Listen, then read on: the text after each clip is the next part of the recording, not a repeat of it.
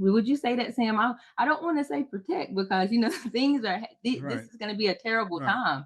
I mean, that it says that it's going to affect the whole world and it's going to be the worst. I mean, tribulation is going to be bad.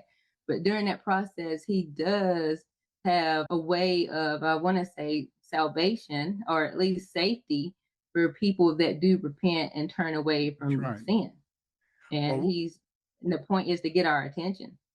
yeah, that's absolutely right. And there are numerous examples of this in the Bible with Jonah, who went to an evil city, Nineveh, and he preached, they repented, and God stayed that destruction on Nineveh. So just bringing that all back together to what we are in John the Baptist, you're probably like, well, how is this all connected? Well, it's important to us now to pay attention to these warnings. You can really look at what was going on during John the Baptist time, where things were changing. God was revealing himself in a way, bringing out the truth. And it's important to pay attention when you see certain things happening. So, and especially if you see that you have some sins, the transgressions of the law, like we talked about, it's time to repent, turn away from those things and seek God's truth. Start eating that locust. You're eating it, you're understanding judgment. I understand what you're saying, God. Let me go to the truth and read the word and get that sweet honey of understanding. And at this point, when you think about turning away from sin, it's like, well, what's the next steps? Well, first, I think it's important for you to understand the calling. And Sam is going to give us more details about what that looks like when you're on your way to repenting. Okay, that's very helpful and leads right into what we're going to be discussing. We've been concentrating on verse 2 here in Matthew chapter 3. Repent you, for the kingdom of heaven is at hand.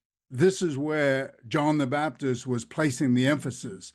And then in verse 6, and because they knew there were problems at that time, the locusts that Katrina has just mentioned, they became aware of that and they realized they needed to do something here. And in verse 6, they were baptized of him, that is, of John the Baptist in Jordan, confessing their sins. What we've got here is a process that includes repenting, because these people understand that there is a kingdom of heaven that's at hand, that the honey is there, but in order to have that honey, you've got to do something, and that includes repenting, and then the baptism, which also includes the confessing of their sins.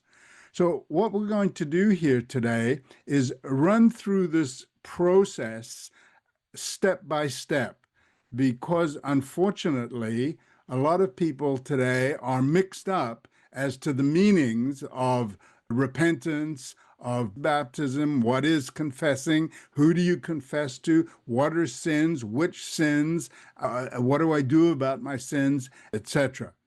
So, And I agree with you, Sam. I was there before, so I relate to people that's mixed up in the process. And I tried a little bit of everything before I got to the truth. what I've done is I've put this step-by-step process here on an Excel file, which I can post and give you a link in the description so you can access this. This is an outline. So there are probably dozens, even hundreds of verses that could be added to each of these aspects, each of these steps to expand it even further. Uncover the mystery of Adam and Eve's nakedness. Unravel the ambiguous connection between the Hebrew term for naked and the serpent's subtlety. Join us for this free mini-course and gain a profound new perspective on biblical Hebrew. TheExplanation.com/naked